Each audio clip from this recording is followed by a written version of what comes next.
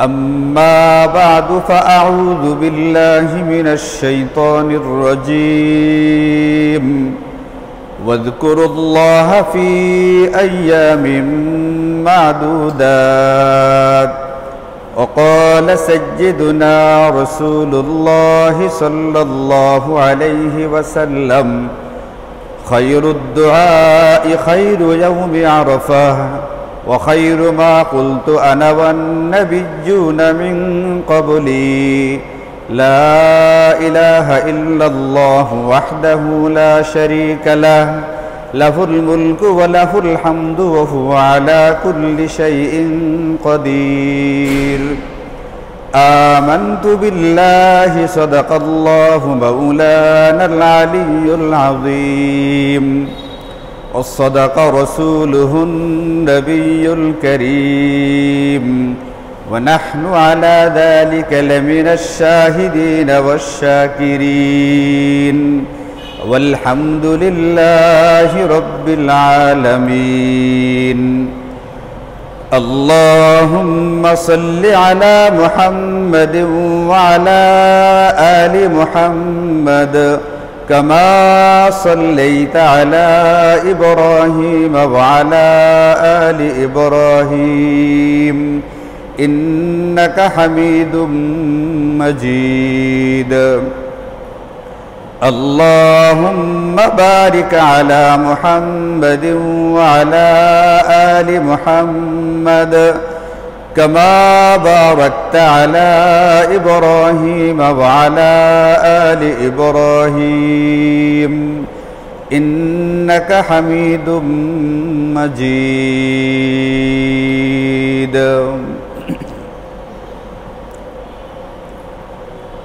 আলহামদুলিল্লাহ আল্লাহ পাকের মেহেরবানিতে ইতোমধ্যে আমরা শুনেছি এবং জেনেছি যে জিলহজ মাসের প্রথম দশক এর মধ্যে আল্লাহ তাআলা আমাদেরকে বেশ কিছু গুরুত্বপূর্ণ আমল দিয়েছেন। এর মধ্যে কিছু আমল সংক্রান্ত আলোচনা ইতোমধ্যে হয়েও গেছে, বাকি আরও কিছু বাকি আছে। আজকে অনেকগুলো বিষয় আলোচনা করা দরকার, কিন্তু যেগুলো আলোচনা করা দরকার ততটুকু সময় আমাদের হাতে নেই। এই জন্য আমি 9 তারিখ থেকে আমলগুলো বলতে শুরু করি, যতটুকু পর্যন্ত বলা যায় বলা গেল, আর যেগুলো বলা যায় না নিজেরা জেনে পড়াশোনা করে জিজ্ঞেস করে এরপরে আমাদেরকে আমল করার চেষ্টা করা লাগবে। আজকে প্রথমেই আমরা যে আমলটা নিয়ে আলোচনা করব সেই আমলটা নিয়ে গত শুক্রবারে কিছুটা বলা হয়েও গেছে। এটা হলো নবীজি সাল্লাল্লাহু আলাইহি ওয়াসাল্লাম হাদিসে পাকের মধ্যে ইরশাদ করেন, সিয়ামু ইয়াউমি আরাফা আহতাসিবু আলাল্লাহি আন ইউকাফিরা আস-সানাতা আল্লাতী ক্বাবলাহু ওয়াস-সানাতা আল্লাতী বা'দাহু। নবীজি ইরশাদ করেন আরাফার দিনের রোজা রাখাটা। আমরা আগে আলোচনা করেছি যে যদি কোনো ব্যক্তির পক্ষে সম্ভবপর হয় তাহলে জিলহজ মাসের প্রথম 9 দিনেই রোজা রাখার চেষ্টা করবে। আমরা জেনেছি, আমরা জানি যে বেশ কিছু মুসল্লি আল্লাহ পাকের মেহেরবানিতে 9টা রোজাই রাখতেছেন আলহামদুলিল্লাহ। যাদেরকে আল্লাহ পাক এই রোজাগুলো রাখার তৌফিক দিচ্ছেন, আল্লাহ তাআলা তাদের এই রোজাগুলোকে কবুল করুন, তাদেরকে দ্বীনের পথে আগে আরো বেশি বেড়ে যাওয়ার তৌফিক দান করুন এবং বেশি বেশি নেকির কাজে অংশগ্রহণ করার তৌফিক দান করুন। তো যারা পারেন 9টা রোজা রাখবে, আর যদি কোনো ব্যক্তির পক্ষে সম্ভবপর না হয়, অসুবিধা লাগে, তাহলে সেই ব্যক্তির জন্য নবীজি সাল্লাল্লাহু আলাইহি ওয়াসাল্লাম ইরশাদ করেন অন্তত আরাফার দিনে যে রোজাটা, আরাফার দিন এটা একটা পরিভাষা। আরাফার দিন মানে হচ্ছে জিলহজ মাসের 9 তারিখ, মানে ঈদের আগের দিন। যে যে দেশে যে অঞ্চলে বসবাস করে তাদের যে চাঁদ উদিত হওয়ার যে উদয়স্থল যেটা আছে ওটার ভিত্তিতে যেখানে যেদিন চাঁদ উদিত হবে ওই হিসাবে যে দেশে যে অঞ্চলে 9 তারিখ যেটা হবে এটাকে পরিভাষায় আরাফার দিন বলা হয়ে থাকে। এই আমলটা হজের সাথে সম্পর্কিত কোনো আমল না। এই জন্য আরাফার রোজা বললেই এটা বোঝা যাবে না যে হাজী সাহেবানরা যেদিন আরাফার ময়দানে অবস্থান করতেছেন সেই দিনের রোজা রাখা, বিষয়টা এরকম না। আরাফার দিন একটা পরিভাষা, অর্থ হচ্ছে যে এলাকায় যে দেশে যে অঞ্চলে যেদিন জিলহজ মাসের 9 তারিখ হবে অন্তত পক্ষে 9টা রোজা রাখতে না পারলেও 9 তারিখের রোজাটা রাখা। এতে কি লাভ হবে? নবীজি ইরশাদ করেন যদি কোনো ব্যক্তি আরাফার দিনের রোজাটা রাখে তাহলে আমি আল্লাহ পাকের কাছে আশাবাদী যে আল্লাহ তাআলা তার আগের এবং পরের সানাতাইনে মুতাতাবিআতাইনে টানা 2 বছরের গুনাহ খাতাগুলোকে মাফ করে দিবেন। এই জন্য আমরা যারা বাকি জিলহজের 9টা রোজা রাখার মতো সুবিধা পাচ্ছি না, রোজা রাখা যাচ্ছে না, অন্তত আগামী রবিবার 9 তারিখ হয় আমাদের দেশের অনুযায়ী 10 তারিখ দিবাগত রাত্রিবেলায় সেহরি খেতে হবে এবং রবিবার যেটা ঈদের আগের দিন হয়ে থাকে ও অত্যন্ত গুরুত্ব দিয়া, যদিও সেটা নফল রোজা, এরপরেও রোজাটা রাখার চেষ্টা করি। আল্লাহ তাআলা আমাদেরকে তৌফিক দান করুন। 9 নম্বর তারিখের ওই দিনেরই আরেকটা গুরুত্বপূর্ণ আমল হচ্ছে, নবীজি সাল্লাল্লাহু আলাইহি ওয়াসাল্লাম হাদিসে পাকের মধ্যে ইরশাদ করেন সবচেয়ে উত্তম দোয়া হচ্ছে আরাফার দিনের দোয়াটা। খায়রুদ দুআই দুআউ ইয়াউমি আরাফা। আরাফার দিবসে যে দোয়াটা আমি এবং আমার আগের নবীগণ বলতেন, ওয়া খায়রু মা কুলতু আনা ওয়ান নাবিয়্যুনা মিন ক্বাবলি, আমি এবং আমার আগে যে সমস্ত নবী অতীত হয়ে গেছেন সকল নবীরা আরাফার দিনে এই যে দোয়াটা বলতেন, এই দোয়াটা হচ্ছে দোয়াগুলোর মধ্যে, দোয়া সমূহের মধ্যে সবচেয়ে উত্তম দোয়া। খায়রুদ দুআই দুআউ ইয়াউমি আরাফা ওয়া খায়রু মা আনা ওয়া খায়রু মা কুলতু আনা ওয়ান নাবিয়্যুনা মিন ক্বাবলি। এই জন্য আমাদের উচিত হচ্ছে, আমাদের করণীয় হচ্ছে, আমাদের দেশের যেটা আরাফার দিন হবে মানে জিলহজের 9 তারিখ হবে, ওই দিন এই দোয়াটা বেশি বেশি পড়া। এটা তাসবিহ নিয়াও হতে পারে, তাসবিহ ছাড়াও হতে পারে। যে যখন যতটুকু সুযোগ পায় এটাকে বেশি বেশি পড়বার চেষ্টা করবে। অন্তত যদি এইভাবে বিক্ষিপ্ত সময়ে বেশি পরিমাণে পড়ার সুযোগ নাও হয়, সকাল বিকাল অন্তত গুণে 100 বার 200 বার অন্তত অবশ্যই আমাদের এই দোয়াটা পড়া উচিত, যে দোয়াটাকে নবীজি বলেছেন আমি এবং আমার আগের নবীগণ এই দোয়াটা পড়তেন। এর মানে অতি গুরুত্বপূর্ণ একটা দোয়া। দোয়াটা কি? নবীজি ইরশাদ করেন দোয়াটা হচ্ছে লা ইলাহা ইল্লাল্লাহু ওয়াহদাহু লা শারীকা লাহু লাহুল মুলকু ওয়া লাহুল হামদু ওয়া হুয়া আলা কুল্লি শাইইন কাদির। এটা এই দোয়াটা আরো বিভিন্ন ক্ষেত্রে আমাদেরকে শেখানো আছে। এই জন্য এক জায়গায় মুখস্থ করে নিলে অন্য সব জায়গাতে আমল করা সহজ এবং সম্ভবপর হয়ে ওঠে। লা ইলাহা ইল্লাল্লাহু ওয়াহদাহু লা শারীকা লাহু লাহুল মুলকু ওয়া লাহুল হামদু ওয়া হুয়া আলা কুল্লি শাইইন কাদির। এটা লা ইলাহা ইল্লাল্লাহু ওয়াহদাহু লা শারীকা লাহু লাহুল মুলকু ওয়া লাহুল হামদু ওয়া হুয়া আলা কুল্লি শাইইন কাদির। এই দোয়াটা 9 তারিখে বেশি বেশি পাঠ করা চাই, বেশি বেশি পড়া চাই। সকাল সন্ধ্যায় সারাদিনে যে যখন যতটুকু পারে এটা ওই দিন অন্তত অন্যান্য তাসবিহাতের চেয়ে এই দোয়াটাকে বেশি পড়ার চেষ্টা করবে। এই দোয়াটা আরো পড়তে বলা আছে প্রত্যেক ফরজ নামাজের পরে। হযরতে সাহাবায়ে কেরাম বর্ণনা করেন হাদিস যে নবীজি সাল্লাল্লাহু আলাইহি ওয়াসাল্লাম ফরজ নামাজের পরে কয়েকটা দোয়া পড়তেন গুরুত্ব দিয়ে, তার ভিতরে একটা হচ্ছে এটা। ফরজ নামাজের পরে পড়তেন লা ইলাহা ইল্লাল্লাহু ওয়াহদাহু লা শারীকা লাহু লাহুল মুলকু ওয়া লাহুল হামদু ওয়া হুয়া আলা কুল্লি শাইইন কাদির আল্লাহুম্মা লা মানিআ লিমা আতাইতা ওয়া লা মুতিয়া লিমা মানাতা ওয়া লা ইয়ানফাউ যাল জাদ্দি মিনকাল জাদ্দু। নবীজি গুরুত্ব দিয়ে পড়তেন এটা। এত গুরুত্বপূর্ণ, এত শক্তিশালী একটা দোয়া। মানুষ দুনিয়াতে বিভিন্ন রকম পেরেশানিতে থাকে, ডিপ্রেশনে থাকে। ভার্সিটিতে পড়ে ছাত্র ছাত্রী কয়েকদিন পরে পরে পেপারে দেখি, 2-3 দিন আগেও একটা দেখলাম কোন জায়গার একটা মেয়ে আত্মহত্যা করছে। ভার্সিটিতে পড়ে তদন্ত করার জন্য তদন্ত কমিটি করা হয়েছে। মানুষ ডিপ্রেশনে গিয়া, পেরেশানিতে গিয়া যে আত্মহত্যা পর্যন্ত করে ফেলার চেষ্টা করে, এটার একটা মহা ঔষধ হচ্ছে এই দোয়াটা। নবীজি এই দোয়াটা প্রতি 5 ওয়াক্ত ফরজ নামাজের পরে পড়তেন। এই জন্য এই দোয়া আমাদের মুখস্থ করা চাই এবং এটাকে 5 ওয়াক্ত নামাজের পরেই একবার পড়ে নেওয়া চাই। এখানেও এই দোয়াটার ব্যবহার আছে। আরেকটা জায়গাতে এই দোয়ার ব্যবহার আছে। নবীজি সাল্লাল্লাহু আলাইহি ওয়াসাল্লাম ইরশাদ করেন তোমরা 5 ওয়াক্ত ফরজ নামাজের পরে যে তাসবিহাত গুলো পড়ো, 33 বার পড়বে সুবহানাল্লাহ, 33 বার পড়বে আলহামদুলিল্লাহ, 33 বার পড়বে আল্লাহু আকবার, আর একবার পড়বে এই দোয়াটা লা ইলাহা ইল্লাল্লাহু ওয়াহদাহু লা শারীকা লাহু লাহুল মুলকু ওয়া লাহুল হামদু ওয়া হুয়া আলা কুল্লি শাইইন কাদির। এতে গিয়ে তোমার 100 সংখ্যাটা পূর্ণ হবে। কাজেই এটা এতটাই গুরুত্বপূর্ণ। এখানে তাওহীদের শিক্ষা দেওয়া আছে। এখানে একত্ববাদের শিক্ষা দেওয়া আছে, আল্লাহ পাকের প্রশংসা আছে, আল্লাহ পাকের কুদরতের স্বীকৃতি দেওয়া আছে, আল্লাহ পাকের কাছে অতি গুরুত্বপূর্ণ বিধায় নবীজি বলেন আমি এবং আমার সকল নবীগণ, আমার পূর্বের যত নবী ছিলেন তারা আরাফার দিনে এই দোয়াটা বেশি বেশি পড়তেন।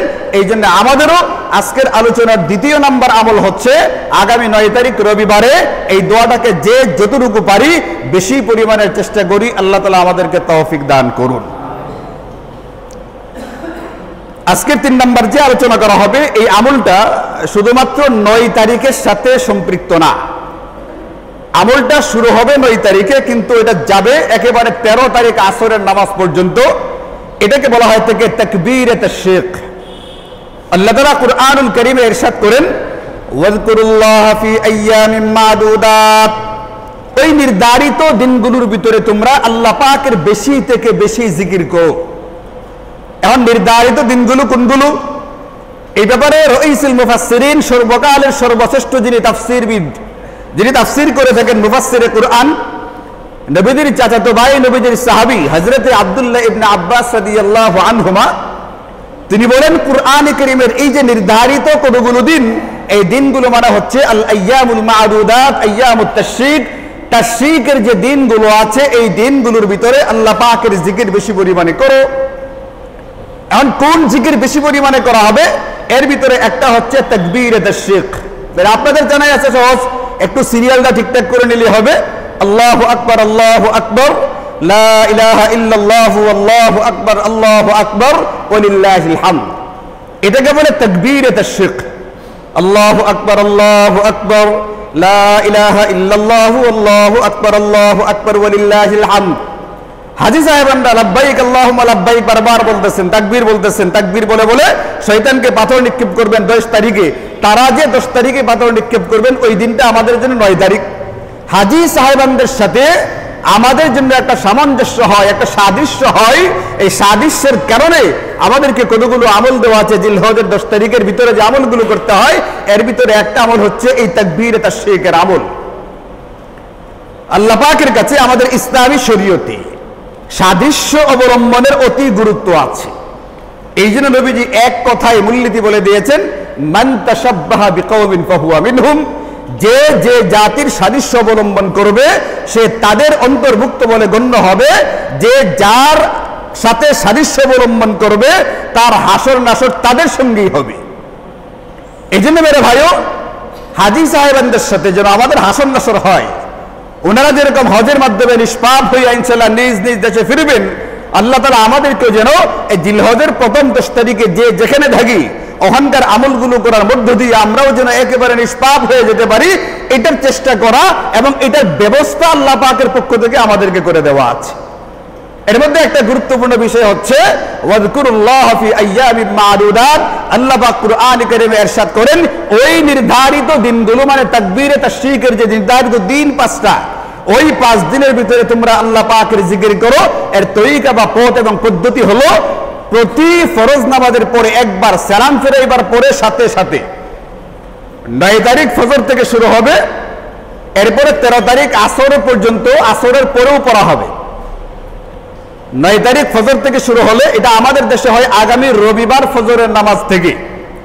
রবি, সোম, মঙ্গল, বুধ এবং বৃহস্পতিবার আসরের নামাজের আগ পর্যন্ত এই 5 দিন 23 ওয়াক্ত নামাজের পরে নারী পুরুষ, মুসাফির মুকিম, জামাতে নামাজ পড়ুক বা একাকে নামাজ পড়ুক, যে যেখানে আছে ফরজ নামাজের পরে সালাম ফিরাইবার পরে একবার এই তাকবীরে তাশরিক পড়াটা এটা সকলের উপরে ওয়াজিব, এটা পড়ে নিতে হবে। নারী হোক, পুরুষ হোক, মুসাফির হোক, নিজের এলাকাতে থাকুক, সে নামাজ একাকী পড়ুক অথবা জামাতের সঙ্গে পড়ুক, সোজা কথা ওই 5 দিনের ভিতরে ওই 23 ওয়াক্ত নামাজের পরে সালাম ফিরাইবার পরে কোনো রকমের কথাবার্তা বলা ছাড়া, কোনো রকমের উঠে চলে যাওয়া ছাড়া সালাম ফিরাইবার পরে পুরুষেরা সশব্দে জোর আওয়াজে এটা পড়বে, আল্লাহু আকবার, আল্লাহু আকবার, লা ইলাহা ইল্লাল্লাহু আল্লাহু আকবার, আল্লাহু আকবার ওয়ালিল্লাহিল হামদ। এরা পুরুষেরা পড়বে আওয়াজ করে। আওয়াজ মানে একবারে চিৎকার করে না, যেন নিজে এবং নিজের আশেপাশে 2-4 জনে শুনতে পায়। আর নারীরা পড়বে নিম্ন স্বরে নিচু আওয়াজে, কারণ নারীদের গলার আওয়াজ এটা পর্দার অন্তর্ভুক্ত। এই জন্য নারীরা এত জোর আওয়াজে এই তাকবীর বলবে না। যদি জোর আওয়াজে বলে, এতটুকু জোর আওয়াজে বলে যে পর পুরুষের কানে তার এই আওয়াজ পৌঁছে যায়, তাহলে আমল করে যতটুকু নেকি হলো তার চেয়ে গুনাহ বেশি হয়ে যাবে। যেখানে মেয়েদের আওয়াজটা কি ইবাদত বন্দিগের ভিতরে একটা সীমাবদ্ধতায় আনা হয়েছে, একটা পরিমাণ বলে দেওয়া আছে, এই পরিমাণ বলতে হবে, এর চেয়ে বেশি যেন না হয়। সেখানে ইবাদত বন্দিগি ছাড়া অন্য ক্ষেত্রে নারীরা তাদের আওয়াজ পর পুরুষের সামনে কিভাবে প্রকাশ করবে, কিভাবে এটা বলবে জোর গলায় যে আমার আওয়াজটা তোমরা শোনো। এখানে কোনো ব্যক্তি যদি আল্লাহ পাকের মেহেরবানিতে আগামী রবিবার পর্যন্ত হায়াতে থেকে থাকে, আল্লাহ তাআলা আমাদের সকলকে তৌফিক দান করুন, তাহলে রবিবার ফজরের নামাজ থেকে আগামী বৃহস্পতিবার মানে 9 জিলহজ থেকে 13 জিলহজ আসরের নামাজের পরে সালাম ফিরাইবার পরপরই একবার এই তাকবীরে তাশরিক বলা ওয়াজিব। এটা অতি অবশ্যই গুরুত্ব দিয়ে পড়ে নেওয়া চাই।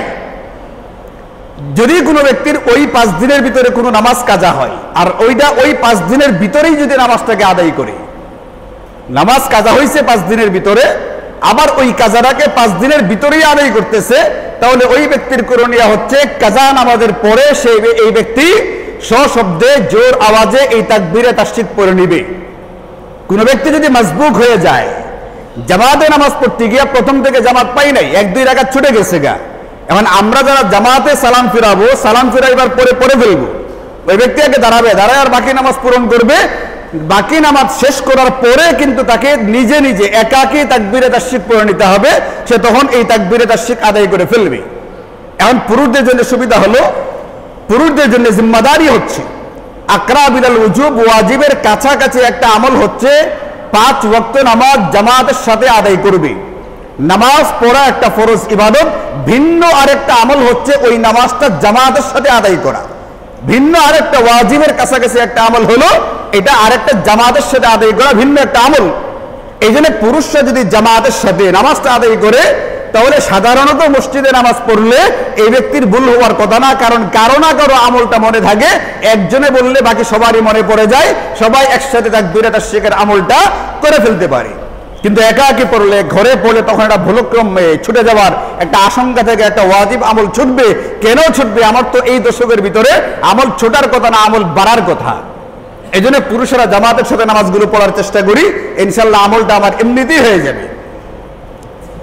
আর মা বোনেরা যারা আছে তাদের জন্য একটা সহজ ব্যবস্থা আমাদের উলামায়ে কেরাম পরামর্শ দিচ্ছেন, মা বোনদের ঘরের ভিতরে যে স্থানে তারা নামাজটা পড়ে থাকেন, যদি তাদের নামাজের নির্ধারিত জায়গা থাকে, থাকার কথা, কারণ তারা যে রমজানে এতেকাফ করবে তার ওই নির্ধারিত জায়গাতে এতেকাফ করার কথা। এখন যে যেখানে, যে মা যে বোন যেখানে তারা নামাজটা পড়েন, ওই নামাজের জায়গাতে তাকবীরে তাশরিকটা একটা কাগজের মধ্যে লিখে সামনে ঝুলিয়ে রাখবে। এতে করে সুবিধা হলো সালাম ফিরাইবার পরে তার চোখে এটা পড়বে, চোখে পড়ার পরেই মনে হবে তার তো এটা পড়ার কথা, সে সহজে পড়ে নিতে পারবে। এই জন্য আমরা যে যেখানে থাকি নিজেরাও পড়বো, মা বোনদেরকে বলে দেব যেন জিলহজের 9 তারিখ থেকে শুরু করে জিলহজের 13 তারিখ আসরের নামাজের আগ পর্যন্ত আসরের নামাজের পরে এই যে 23 ওয়াক্ত নামাজ, এই নামাজের পরে তাকবীরে তাশরিকটা একবার পড়ে নেওয়া ওয়াজিব, এটা যেন গুরুত্ব সহকারে, গুরুত্ব দিয়া অতি অবশ্যই আদায় করে নেই। আল্লাহ তাআলা আমাদের সকলকে তৌফিক দান করুন। এই জিলহজ মাসের 4 নাম্বার যে আলোচনা, আজকের আলোচনাগুলোর ভিতরে 4 নাম্বার আর একটা আলোচনা হচ্ছে জিলহজ মাসের 10 তারিখ, যেটা এটাকে হাদিসের পরিভাষায় বলে ইয়াউমুন নাহার, কুরবানির দিন। 10 তারিখ থেকে বলে কুরবানির দিন বা ইয়াউমুন নাহার। 10 জিলহজ, এই 10 জিলহজে আমাদের জন্য একটা গুরুত্বপূর্ণ আমল, গুরুত্বপূর্ণ বলে 10 তারিখের ওইটাই সবচেয়ে গুরুত্বপূর্ণ আমল। 10 তারিখে সবচেয়ে গুরুত্বপূর্ণ আমল হলো কুরবানি। এই কুরবানির কুরবানি করবার আগে, কুরবানি যে করা হবে, পশু কুরবানি করা হবে আল্লাহ পাকের সন্তুষ্টির জন্য, এই পশু কুরবানি করার আগে একটা আমল আছে। কুরআনে কারীমে আমলটাকে কুরবানির আগেই উল্লেখ করা হয়েছে। সূরাতুল কাউসারের 2 নম্বর আয়াত আপনারা জানেন। 2 নম্বর আয়াতটা কি জানেন? ফাসাল্লি লিরাব্বিকা ওয়ানহার, ফাসাল্লি লিরাব্বিক, তুমি তোমার রবের উদ্দেশ্যে নামাজ পড়ো, ওয়ানহার এবং কুরবানি করো। এখানে নামাজের কথাটা আগে আছে, কুরবানির কথাটা পরে আছে। এই জন্য শরীয়তের মাসালা হচ্ছে কুরবানি করা হবে ঈদের নামাজের পরে, আর নামাজটা পড়া হবে ঈদের নামাজের নামাজটা পড়া হবে কুরবানির আগে, নামাজ পড়া হবে কুরবানির আগে। ফাসাল্লি লিরাব্বিক, তুমি তোমার রবের উদ্দেশ্যে নামাজ পড়ো। এই নামাজ কোনটা?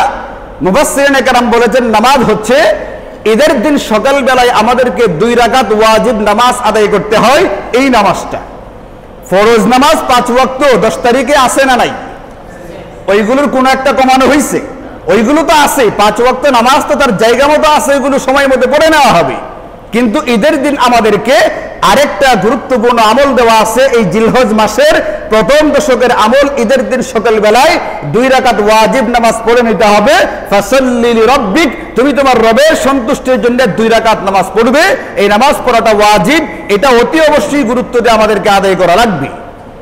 নবীজি সাল্লাল্লাহু আলাইহি ওয়াসাল্লাম হাদিসে পাকের মধ্যে ইরশাদ করেন, ইন্না আউওয়ালা মা নাবদাউ বিহি ফি ইয়াউমিনা হাযা আন নুসাল্লিয়া, আমাদের এই 10 তারিখের ভিতরে আমরা সর্বপ্রথম যে আমলটা করে থাকি সেটা হচ্ছে আন নুসাল্লিয়া, ঈদের 2 রাকাত ওয়াজিব নামাজ আদায় করি। এই জন্য আমাদেরকে জিলহজের আমল হিসেবে মনে রাখা লাগবে, এই যে জিলহজ মাসের প্রথম দশকের যে আমলগুলো আমাদেরকে দেওয়া আছে, এর ভিতরে কিছু আমল তো এরকম জিলহজ পার হয়ে গেলে কোনোভাবেই সেই আমল করা সম্ভবপর না। ঈদের দিনের যে 2 রাকাত ওয়াজিব নামাজ, এটা কি আপনি চাইলে 10 দিন পরে কাজা করতে পারবেন? এই সুযোগ কি আছে আমাদের জন্য? এটা ওদিন জামাতের সঙ্গে পড়া লাগবে। জামাত না হইলে ওই দিনও একাকিও আদায় করতে পারবে না। কারণ এই নামাজ শুদ্ধ হওয়ার জন্য, সহি হওয়ার জন্য একটা শর্ত হচ্ছে এটা জামাতের সঙ্গে আদায় করা লাগে। এই জন্য নামাজটা পড়তেও হবে, আবার যখন জামাত হয় তখনই আদায় করা লাগবে। নবীজি ঈদের দিন সর্বপ্রথম বলেন, ইন্না আউওয়ালু মা নাবদাউ বিহি, সর্বপ্রথম আমরা যে আমলটা করে থাকি এটা হচ্ছে ঈদের দিন 2 রাকাত ওয়াজিব নামাজ। এই জন্য গুরুত্ব দিয়ে যে এলাকাতে থাকি ওখানকার সময় অনুযায়ী আমরা ঈদের 2 রাকাত নামাজের ঘোষণা যখন দেওয়া হবে যে এই টাইমে আমাদের নামাজের জামাত, ওই টাইমের আগেই গুরুত্ব দিয়ে প্রস্তুতি নিয়ে ইনশাআল্লাহ আমরা নামাজ পড়তে যাওয়ার চেষ্টা করব এবং নামাজটাকে আদায় করার চেষ্টা করব। আল্লাহ তাআলা আমাদেরকে তৌফিক দান করেন। এটা গেল 4 নম্বর। 5 নম্বর, ঈদের দিন এই 10 তারিখে আমাদের জন্য আরেকটা আমল হলো, এখানে 13টা সুন্নাহ আছে। ঈদের দিনের সুন্নত এইগুলো। শুক্রবারে যেরকম বিশেষ কিছু সুন্নত আমল আছে, এরকম ঈদের দিন আমাদেরকে বিশেষ কিছু সুন্নত আমল দেওয়া আছে। এইগুলো ঈদের দিনই করা যায়, এরপরে সারা বছর আপনি আর করতে পারবেন না। এই জন্য এগুলো সুন্নাহ। ফিকহি পরিভাষায়, ফিকহি নামের বিবেচনায় এইগুলোকে সুন্নাত বলা হলেও এটাকে অবহেলা বা উদাসীনতার নজরে দেখবার কোনো সুযোগ নেই। এটাকে গুরুত্ব দিয়ে দেখা চাই, কারণ এই আমলটা বছরে একবারই করার সুযোগ আমার সামনে আসে। এই জন্য ঈদের দিনের 13টা সুন্নাহ আছে আমাদের সামনে। এই সুন্নতগুলো গুরুত্ব দিয়ে আমল করা চাই। সুন্নতগুলো কি কি আছে ভালো করে খেয়াল করেন। এটা প্রতি বছরই বলা হয়ে থাকে। 1 নম্বর, অতি ভোরে ঘুম থেকে ওঠার চেষ্টা করা। 8টা, 8:30, 9টা বাজবে, এরপরে ঘুম থেকে ওঠা হবে। অন্যান্য দিনের মতো না, এটা করা যাবে না। ঈদের দিন অতি প্রত্যুষে, অতি ভোরবেলায় ঘুম থেকে উঠতে হবে, ঘুম থেকে জাগতে হবে। এটা একটা সুন্নত। আপনি সুন্নতের উপরে আমল করতে যাচ্ছেন, আমি সুন্নতের উপরে আমল করতে যাচ্ছি, এই নিয়তে যদি আমি এখানে ঘুম থেকে আগে আগে উঠি, কিচ্ছু করি না, এখানে ঘুম থেকে আমি জাগ্রত হয়েছি, কোন আমল করা হয়েছে? কোন আমল কিন্তু করা হয়নি, এখানে ঘুম থেকে জাগ্রত হয়েছে। অন্যদিন জাগতো সকাল 9টায়, আজকে জাগছে সকাল 4টায়, ভোর 4টায় আবার সময় ঘুম থেকে উঠে গেছে। কেন? কারণ অন্য দিনের তুলনায় আগে আগে ঘুম থেকে ওঠা, অতি ভোরবেলায় ঘুম থেকে ওঠা নবীজির একটা সুন্নত। আপনি শুধু ঘুম থেকে জাগ্রত হবেন, এই জাগ্রত হওয়ার কারণে আপনার আমল নামায় একটা সুন্নতের সওয়াব লিখে দেওয়া হবে। ঘুম থেকে উঠবার পরে 2 নম্বর সুন্নত হচ্ছে মুখটাকে ভালো করে মেসওয়াক করতে হবে। আপনি ব্রাশ করতে চাইলে ব্রাশও করতে পারেন, কিন্তু এরপরে মেসওয়াক দিয়ে ঘষে মেসওয়াকে সুন্নতটা আদায় করে নেবেন। মুখটাকে পরিচ্ছন্ন করা লাগবে, কারণ একটু পরেই আপনি ঈদের নামাজ পড়তে যাবেন। যেন আপনার মুখে কোনো দুর্গন্ধ না থাকে, এতে করে অন্য মুসল্লিদের কষ্ট হবে, ফেরেশতাদের কষ্ট হবে। এই জন্য শরীয়তের গুরুত্বপূর্ণ সুন্নাহ হচ্ছে ঘুম থেকে উঠবার পরে 2 নম্বর সুন্নাহ ভালো করে মুখটাকে পরিষ্কার করতে হবে। 3 নম্বর হচ্ছে একটু ঘষে মেজে সম্ভব হলে সাবান দিয়ে ভালো করে গোসল করতে হবে। ঈদের দিনের সুন্নাহ এটা। গোসল আমি দৈনিকই করি, কিন্তু এটা সুন্নত হয় না। ঈদের দিন গোসল করা হবে, আল্লাহ নবীর সুন্নত হিসাবে গোসল করব, একটা আমল লিখে দেওয়া হবে একটা সুন্নতের উপরে আমল করা। এই জন্য অন্য দিনের তুলনায় একটু ভালো করে ঘষে মেজে গোসল করা চাই। 4 নম্বর হচ্ছে আপনি আপনার পোশাকগুলোর ভিতরে সবচেয়ে উত্তম, সবচেয়ে ভালো পোশাক যেটা আছে, আপনি ঈদের দিন ওই পোশাকটাই পরিধান করবার চেষ্টা করবেন। এমন যেন না হয় পাড়া প্রতিবেশীর কোনো বিয়ের ভিতরে আমি গেলে খুব ঘষে মেজে খুব ভালো কাপড়টা পরে একবার দামি একটা সেন্ট মেখে তারপরে আমি দাওয়াতে যাই, সামাজিক অনুষ্ঠানগুলোর ভিতরে সর্বোচ্চ দামি পোশাকটাকে পরিধান করবার চেষ্টা করি, আর ঈদের দিন নামাজ পড়তে যাওয়া হচ্ছে কোন রকম একটা পাঞ্জাবি গায়ে দেয়া, কোন রকম একটা পোশাক গায়ে দেয়া আমি নামাজ পড়তে চলে গেলাম। এই দিন মুসল্লিয়ানে কেরাম যারা থাকে, নামাজি যারা থাকে, দিনদার মুসলমান যারা থাকে, আল্লাহ পাকের পক্ষ থেকে মেহমানদারি হিসাবে তাদেরকে ডাকা হয়, তারা মেহমান হয়ে থাকে। একজন মেহমান যে আল্লাহ পাকের মেহমান হয়ে যাচ্ছে, সর্বোচ্চ গুরুত্ব দিয়ে কাজটা করা উচিত। আমি আমার পক্ষ থেকে যতটুকু গুরুত্ব দিব, আসমান থেকে আমাকে সেই পরিমাণ গুরুত্ব দেওয়া হবে। এই জন্য আমার বিদ্যমান কাপড়গুলোর মধ্যে সবচেয়ে উত্তম পোশাক যেটা, ওটাকে পরিধান করবার চেষ্টা করব। শরঈভাবে হালাল যেটা, অ্যালকোহল ফ্রি যে সেন্ট বা আতর যেটা আছে, ওই আতরটা সুগন্ধি যেটা, যেটা হালকা গন্ধের হবে, অন্য কারো মাথা ব্যথা বা হাঁচির কারণ হবে না, খুব সাধারণ স্বাভাবিক একটা হালকা গন্ধের যে আতরটা থাকে, আমি ওই আতর লাগানোর চেষ্টা করব। 6 নম্বর, শরীয়তের সীমানার ভিতরে থেকে সাজসজ্জা গ্রহণ করা হবে। এখন আপনি বলেন শরীয়তের সীমানার ভিতরে থেকে যদি সাজসজ্জা গ্রহণ করতে হয়, মহিলারা যে সাজসজ্জা গ্রহণ করে পুরুষরাও কি সেটা পারবে? মহিলারা হাতে চুড়ি পড়তে পারে, পুরুষেরাকে চুড়ি পড়তে পারবে? তারা কানের ভিতরে কানের দুল পরে পুরুষেরাকে পারবে? পুরুষেরা এগুলো পারবে না। পুরুষের জন্য যতটুকু সাজসজ্জা গ্রহণ করার সুযোগ শরীয়তে রেখেছে, ততটুকু সীমানার ভিতরে থেকে সাজসজ্জা গ্রহণ করবে। এটা ঈদের দিনের একটা সুন্নাহ। আপনি চোখে কাজল, চোখে কি বলে এটাকে, সুরমা লাগিয়ে দিতে পারেন, গরম হলে আপনি একটু পাউডার লাগাতে পারেন, ইত্যাদি যেগুলো আমাদের জন্য ব্যবহার করা বৈধ, আপনি সেইগুলো ব্যবহার করবেন। এর বাহিরে অন্তত ঈদের দিন না যাওয়া চাই। অন্যদিন বৈধ সেটা বলছি না, যেগুলো না জায়েজ তো না জায়েজই, অন্তত ঈদের দিন তো অতি ফজিলতের একটা দিন, এই দিন অন্তত এটা না করা চাই। এরপরে 7 নাম্বার হচ্ছে আমাদের জন্য শরীয়তের নির্দেশনা, এরপরে তুমি ঈদের নামাজ পড়বার জন্য আগে আগে ঈদগাহে যাবে। আগে আগে যাওয়া একটা সুন্নাহ, এই জন্য ভোরবেলায় ঘুম থেকে তোলা হয়েছে, যত দ্রুত সম্ভব আগে ঘুম থেকে উঠো, এরপরে তুমি ঈদের নামাজটা ঈদগাহে পড়বে। সুতরাং যদি কোনো উযর না থাকে, কোনো সমস্যা না থাকে, তাহলে ঈদের নামাজ আদায় করা হবে ঈদগাহে। এতে করে মুজাহারা হয়, অন্যান্য জাতির লোকেরা দেখে মুসলমানরা তাদের উৎসবের দিনটা কত সুন্দর করে উৎসবের সাথে আনন্দের সাথে পার করতেছে। মুসলমানরা দলে দলে তাদের রবের গোলামি করবার জন্য দলে দলে রাস্তায় বের হয়ে আসছে। অন্যদের দিলের ভিতরে প্রভাব পড়ে, অন্যরা এখান থেকে শিক্ষা নেওয়ার চেষ্টা করে, তাদের দিলটা ইসলাম ধর্মের প্রতি মাইল হয়, আকৃষ্ট হয়, এদিকে ঝুঁকার চেষ্টা করে। এখন আমরা যদি আমাদের যেগুলো প্রকাশ করার কথা এইগুলোকে ঘরের ভিতরে করতে থাকি, তাহলে অন্য ধর্মের লোকেরা আমাদেরকে দেখবে কিভাবে? এই জন্য বাহিরে, শুধু বাহিরে পড়ার জন্যই না, এখানে বিরাট হিকমত লুকায়িত আছে। এই জন্য কোনো উযর আপত্তি না থাকলে ঈদের নামাজ ঈদগাহে গিয়ে পড়া চাই। ঈদুল আজহার সময় ঈদের নামাজের আগে কোনো মিষ্টি দ্রব্য, খেজুর ইত্যাদি না খাওয়া চাই, বরং কুরবানি করে কুরবানির গোশত দিয়ে প্রথম সে আহারটা গ্রহণ করবে। এটা একটা মুস্তাহাব আমল, যদি সম্ভব হয় তাহলে করার চেষ্টা করবে। করতে না পারলে একেবারে জীবন দেওয়া হলেও আমলটা করা লাগবে, এমন হুকুম শরীয়ত দেয় নাই। আপনি দেখেন, আমরা হাদিসের কিতাবগুলোর ভিতরে দেখি নবীজি সাল্লাল্লাহু আলাইহি ওয়াসাল্লাম ঈদের নামাজ পড়তেন ওয়াক্ত হওয়ার কিছুক্ষণের মধ্যে। এবং তাদের দেশে যে কসাই বা যারা গরু কাটে, উট কাটে, যারা দুম্বা যারা কাটে, এরা এত দ্রুত কাটতে পারে যে একটা গরু, একটা ভেড়া, দুম্বা আধা ঘন্টা, 40 মিনিট, 1 ঘন্টার ভিতরে পুরোপুরি হয়ে যায়। আর এদেরকে কি বলবে? আমাদের দেশে আপনি দেখেন, আমি কিছুদিন আগে আমাদের মাদ্রাসায় একজন একটা গরু দান করছে, তো গরুটা ওখানে নিয়ে কাটাকাটি করা, বাটাবাটি করা, বহু রকমের ঝাই ঝামেলা হয়, মানুষ এসে ভিড় করে। তো এটা এখানে একটা গোশতের দোকান আছে রবি, ওইখানে আলোচনা করা হইলো, আমাদের যিনি বোর্ডিং এর যিনি দায়িত্বে আছেন তিনি আলোচনা করে ওখানে বানাইছেন। তো গরুটা মাগরিবের পরে জবাই করা হয়েছে। আমি ঘড়ির দিকে তাকায় আছি, 1 ঘন্টা লাগে নাই পুরা গোশত কাইটা বানায় একবার শেষ। একটা আস্ত গরু 1 ঘন্টা লাগে নাই।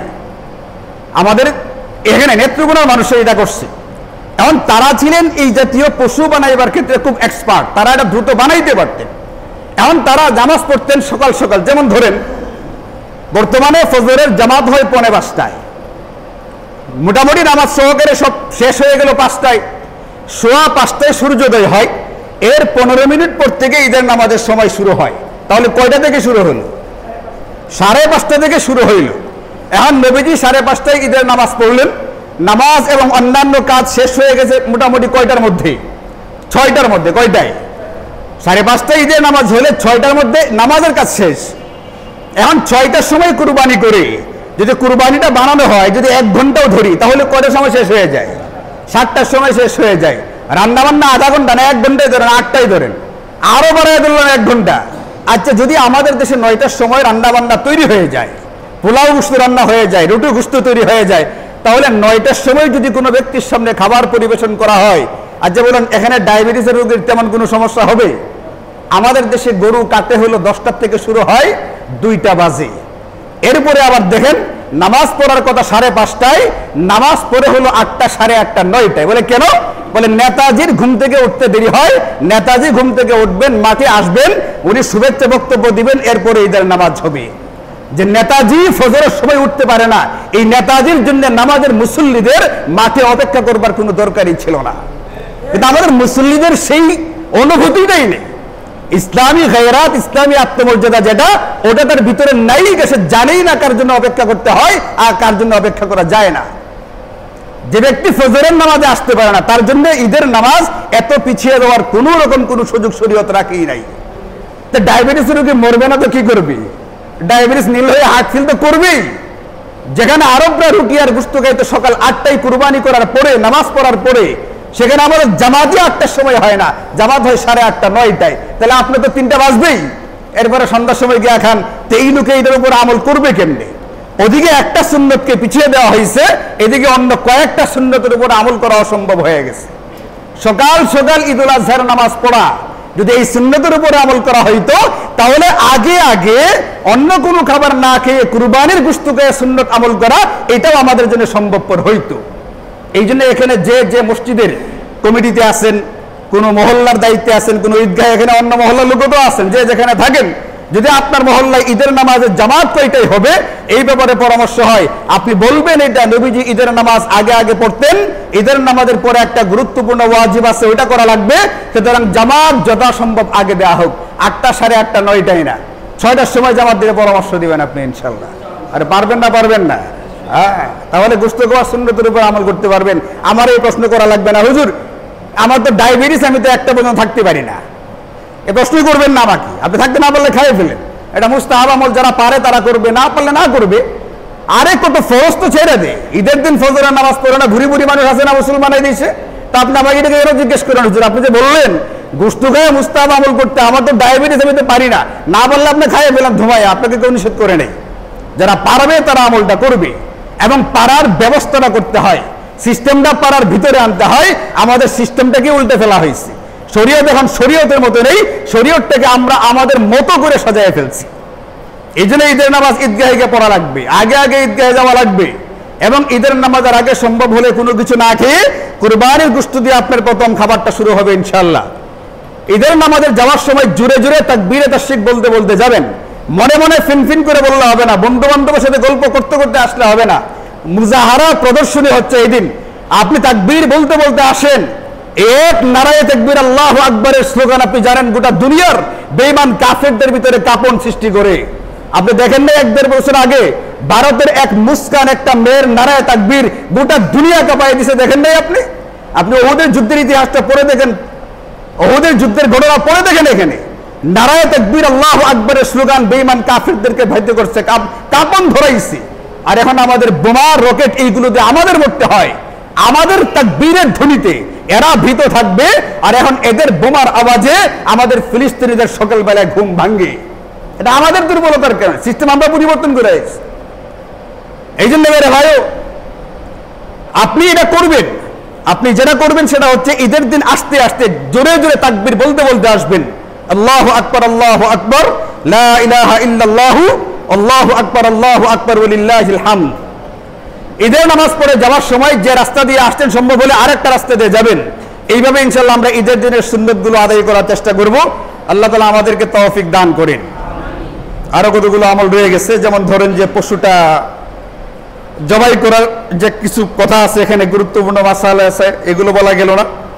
এরপরে গোশতের যে বিষয়টা নিয়ে আজকে দেখলাম সাধারণ পাবলিক যে আলেম না, সেও ফতোয়া দেওয়া শুরু করছে গোশত নিয়ে, যে গোশতটাকে 3 ভাগ করে জাহান্নামী হবেন না ইত্যাদি।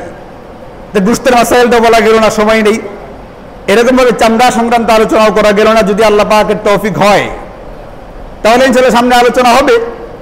আপনারা যে যেখানে নামাজ পড়েন যদি ওখানে বলা হয়, বলা হইল। আর নতুবা আপনার উপরে জিম্মাদারি, আপনি আপনার নিজ দায়িত্বে এই বিষয়গুলোর মাসালাগুলো জানবেন। ফাসআলু আহলা যিকর, আল্লাহ বলছে তুমি যাও, তুমি গিয়া কুরআন ওয়ালার কাছ থেকে জিজ্ঞেস করো, মানে আলেমের কাছে জিজ্ঞেস করো। এটা আপনার দায়িত্ব, এটা আমার দায়িত্ব।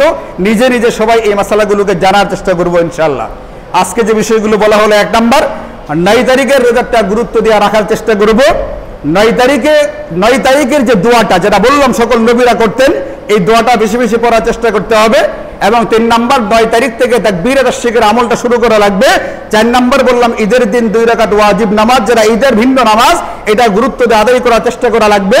এবং 5 নাম্বার বললাম ঈদের দিনের সুন্নাহগুলো এটা বছরে একবার করা যায়, এই কথাটা চিন্তা করে আপনি সুন্নাতগুলোর উপরে আমল করবার চেষ্টা করবেন। আল্লাহ তাআলা আমাদের সকলকে বুঝার, মানার এবং আমল করবার তৌফিক দান করুন। ওয়া আখিরু দাওয়ানা আলহামদুলিল্লাহি রাব্বিল আলামিন।